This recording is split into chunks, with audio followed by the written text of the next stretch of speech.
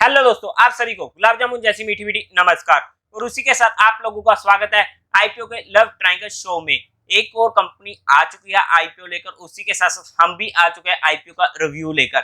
Cyient DLM limited company का ये IPO होने वाला है, जहां पर हम इस कंपनी का पूरा कच्चा चिट्ठा खोलने वाले हैं। कंपनी काम क्या करती है, उसके बेसिक से लेके एडवांस तक, और उसी के साथ साथ कंपनी के फाइनेंशियल्स कैसे रहने वाले हैं। फिर कंपनी के हम टाइम टेबल को देखते हुए उसके पॉजिटिव से लेके नेगेटिव तक देखेंगे, और उसके बाद कंपनी किस ऑब्जेक्टिव के लिए अपना ये आईपीओ लेके आ रही है और उस ऑब्जेक्टिव को पूरा करने के लिए किस वैल्यूएशन पर ये आईपीओ आ रहा है। तो वहां पर हम ए टू जेड हर चीज इसमें चेकआउट करने वाले हैं, और उसी के साथ साथ इसमें मेरा पर्सनल एंड फाइनल डिसीजन क्या रहने वाला है, एजुकेशन और लर्निंग पर्सपेक्टिव, वो भी मैं आप लोगों के साथ डिस्कस करने वाला हूँ। तो स्वागत है आप लोगों का आईपीओ के लव ट्रायंगल शो में। तो साइएंट डीएलएम लिमिटेड कंपनी लेके आ रही है अपना आईपीओ। तो इस कंपनी के अगर मैं अपने पर्सनल डिसीजन की बात करूं तो रिटेल कैटेगरी में मैं इस कंपनी के आईपीओ को अप्लाई करने वाला हूं, लेकिन हो सकता है कि मैं इसे रिटेल कैटेगरी से एचएनआई कैटेगरी में शिफ्ट कर जाऊं। लेकिन उसके लिए मुझे एक बार क्वालिफाइड और एचएनआई का रिस्पॉन्स देखना पड़ेगा, किस तरीके से वो इस कंपनी के आईपीओ में रिस्पॉन्स देते हैं। उसी के बेस पर मेरा ये डिसीजन चेंज होगा रिटेल कैटेगरी से एचएनआई कैटेगरी में। अगर हम कंपनी की बात करें तो 1993 में ये कंपनी इनकॉर्पोरेट हुई थी, मतलब कि काफी पुरानी कंपनी ये होने वाली है। एक अच्छा खासा एक्सपीरियंस होने वाला है कंपनी के। अगर हम काम की बात करते हैं तो electronic manufacturing service and solution, मतलब कि ये ईएमएस वाली कंपनी होने वाली है। आप लोगों के साथ पहले भी काफी ईएमएस रिलेटेड कंपनीज आ चुकी हैं, जैसे कि डीसीएक्स सिस्टम हो गया, सिरमा एचजीएस हो गया, केनेस टेक्नोलॉजीज हो गया। ये लेटेस्ट वो कंपनीज है जिनके आईपीओ आए थे, तो वहां पर भी इन्हीं कंपनी का भी यही काम था ईएमएस के ऊपर। अब अगर हम कंपनी की बात करते हैं तो ये दो तरीके से काम करती है, एक तो B2P में और B2S में। मतलब कि अगर हम बात करें बिल्ड टू प्रिंट सॉल्यूशंस में, ये क्लाइंट्स को अपने डिजाइन प्रोवाइड करती है कि किस तरीके से वो कंपनी की मैन्युफैक्चरिंग सर्विस को यूज कर सकते हैं। और उसी के साथ साथ B2S में बिल्ड टू स्पेसिफिकेशन में, ये क्लाइंट जो कहता है उसके बेस पर उसके डिजाइन को तैयार किया जाता है, फिर उस चीज की मैन्युफैक्चरिंग करी जाती है उन प्रोडक्ट्स की। कंपनी के मेनली अगर हम प्रोडक्ट पोर्टफोलियो की बात करते हैं तो वहां पर पीसीबी पीसीबीए होने वाले हैं, यानी कि प्रिंटेड सर्किट बोर्ड, और उसी के साथ printed circuit board assembly. Next होने वाला है केबल हार्नेस, और उसी के साथ साथ बॉक्स विल्ड, जो सेफ्टी पर्पस यूज किए जाते हैं क्रिटिकल सिस्टम में, जैसे कि cockpits, in flight system, landing system and medical diagnostic equipment. अगर हम बात करते हैं तो इनका डिफेंस सेक्टर में भी योगदान होने वाला है, जो हमारे लिए एक पॉजिटिव पॉइंट हो जाता है।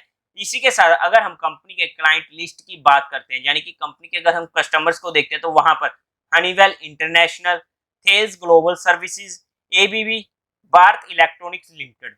भारत इलेक्ट्रॉनिक्स तो एक ऐसा नाम है जो हर किसी को पता है, और उसी के साथ मोलवियो 150 डायग्नोस्टिक प्राइवेट लिमिटेड, और इसी के अलावा और भी बहुत सारे इनके क्लाइंट्स होने वाले हैं। अगर हम कंपनी की बेसिक्स में बात करते हैं, काम की बात करते हैं, तो एक अच्छा खासा काम इनके पास होने वाला है। मतलब कि अगर हम वर्क वाइज काम की बात करते हैं तो वहां पर हमें कोई भी दिक्कत देखने को नहीं मिल रही है। अब अगर हम कंपनी के फाइनेंशियल्स की बात करते हैं तो 31 मार्च 2020 में थे इनके टोटल सेल्स 593 करोड़ के, जो 31 मार्च 2022 तक पहुंच चुके 776 करोड़ के, जहां पर हमें एक अच्छी स्टेडी ग्रोथ देखने को मिल रही है। और अगर हम 31 मार्च 2023 में बात करते हैं तो 1100 करोड़ के हमें जहां पर टोटल सेट्स देखने को मिले, जहां पर हमें काफी ज्यादा ग्रोथ देखने को मिली है। इसी के साथ साथ टोटल रेवेन्यू की अगर हम बात करते हैं तो 464 करोड़ से पहुंच चुके हैं 838 करोड़ तक, 31 मार्च 2020 से 31 मार्च 2023 तक, जहां पर भी हमें एक लगातार ग्रोथ देखने को मिल रही है, एक स्टेडी ग्रोथ देखने को मिल रही है। पीएटी में अगर हम बात करते हैं तो 31 मार्च 2020 में थे -6 करोड़ का लॉस। 2020 का ईयर्स आप सभी को मालूम ही है, लेकिन उसके बाद 2021 में ये कंपनी आ चुकी थी प्रॉफिट में 12 करोड़ के, और 2023 में तो इस कंपनी का प्रॉफिट होने वाला है 32 करोड़ का। हालांकि 2022 से 2023 में हमें डी ग्रोथ देखने को मिली है प्रॉफिट वाइज, जो हमारे लिए एक नेगेटिव पॉइंट हो जाता है। नेटवर्क की बात करते हैं तो 25 करोड़ से पहुंच चुके हैं 197 करोड़ तक 2020 से 2023 तक। रिजर्व्स में की अगर हम बात करते हैं तो वहां पर भी 24 करोड़ से 145 करोड़ तक रिजर्व्स हमें देखने को मिले हैं। अगर हम टोटल बोरोइंग्स की बात करते हैं तो 31 मार्च 2020 में थी 260 करोड़ की, और वो पहुंच चुकी है 314 करोड़ तक 31 मार्च 2023 में।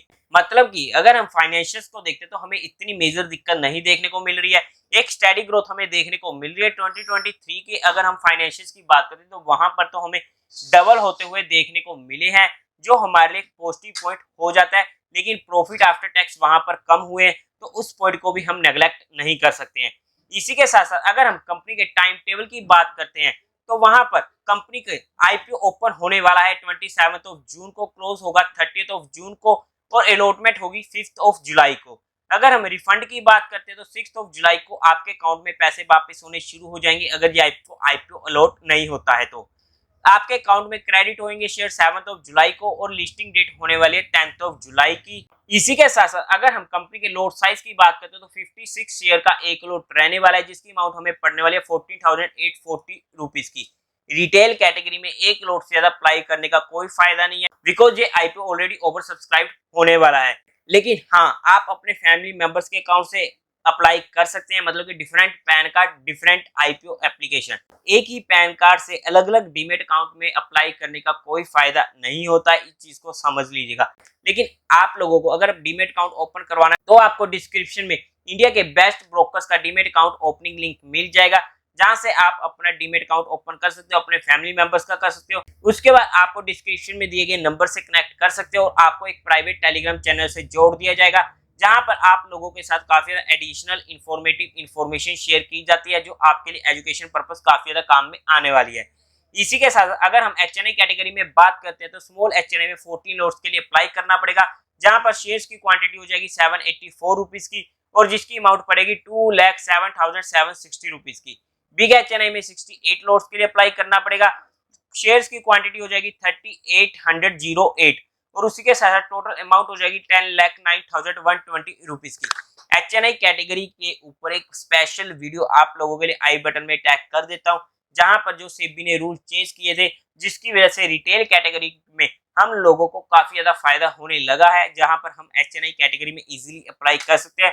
तो वहां पर क्या रूल्स थे और हमें कैसे अप्लाई करना होता है, तो आप लोगों को हर चीज वहां पर पता लग जाएगी। इसी के साथ अगर हम आईपीओ की कुछ और डिटेल्स की बात करते हैं तो 10 रुपीज पर शेयर का फेस वैल्यू रहने वाला है। प्राइस बैंड होगा 250 टू 265 रुपीज का। 50 शेयर्स का एक लॉट होने वाला है। टोटल इश्यू साइज होने वाला है 592 करोड़ का। यही एक मेजर पॉजिटिव पॉइंट हो जाता है इस कंपनी के लिए, बिकॉज सारा का सारा होने वाला है फ्रेश इश्यू, मतलब कि जहां पर 1% भी ओएफएस नहीं होने वाला है। मतलब कि कोई भी पुराना एग्जिस्टिंग इन्वेस्टर जहां पर अपना माल बेचकर नहीं जाने वाला है, जो हमारे लिए एक मेजर पॉजिटिव पॉइंट होने वाला है इस आईपीओ के रिगार्डिंग। और उसी के साथ एम्प्लॉय को डिस्काउंट मिलेगा 50 रुपीज पर शेयर का। बीएसई एनएसई दोनों पे ये लिस्ट होने वाला है। अगर हम कोटा की बात करते हैं तो क्वालिफाइड का 75% का, एचएनआई का 15% का और रिटेल कैटेगरी का 10% का होने वाला है। इसी के साथ साथ अगर हम प्रमोटर होल्डिंग की बात करते हैं तो प्री इश्यू रहने वाला था 92.84 और पोस्ट इश्यू हो जाएगा 66.68% का।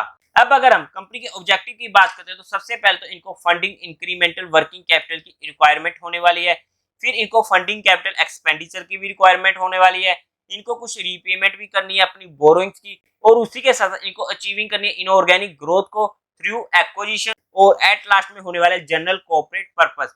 अब अगर हम कंपनी की वैल्यूएशंस की बात करते हैं तो 2023 के पहले 6 मंथ्स के अकॉर्डिंग ईपीएस निकल कर आती है 4.61 की, रिटर्न ऑन नेटवर्थ निकल कर आती है 7.48% की और उसी के साथ साथ पीई रेशियो निकल कर आती है 57.48 की।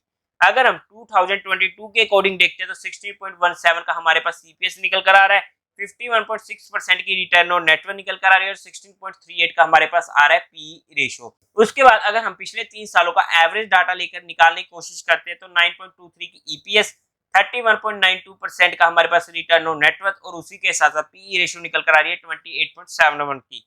अगर हम पीयर टू पीयर कंपैरिजन में जाकर देखते हैं तो सिरमा एसजीएस जिसकी ईपीएस है 5.25 की, पीई रेशियो निकल कर आती है 52.3 की और उसी के साथ साथ रिटर्न ऑन नेटवर्थ निकल कर आती है 12.65% की।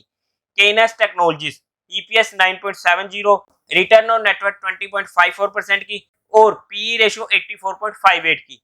डीसीएक्स सिस्टम ईपीएस 9.19 की, रिटर्न ऑन नेटवर्थ 55.79% की और पीई रेशियो निकल कर आ रही है 23.14 की। अगर हम पीयर टू पीयर कंपैरिजन में जाकर भी चेकआउट करते हैं कंपनी की वैल्यूएशंस के बारे में तो यहाँ पर कंपनी अपना आईपीओ सस्ता नहीं ला रही है, लेकिन अपना आईपीओ महंगा भी नहीं ला रही है। मतलब कि कंपनी ओवर वैल्यूड भी नहीं है और इतनी सस्ती भी नहीं है, लेकिन हमें एक अच्छा खासा स्कोप यहाँ पर छोड़ा है। और उसी के साथ साथ अगर हम इसके जीएमपी की बात करते हैं तो आज के टाइम पे इसका जीएमपी प्रो 35% के करीब का चल रहा है। एक अच्छा जीएमपी भी जहां पर हमें देखने को मिल रहा है और एक अच्छा आईपीओ ये होने वाला है।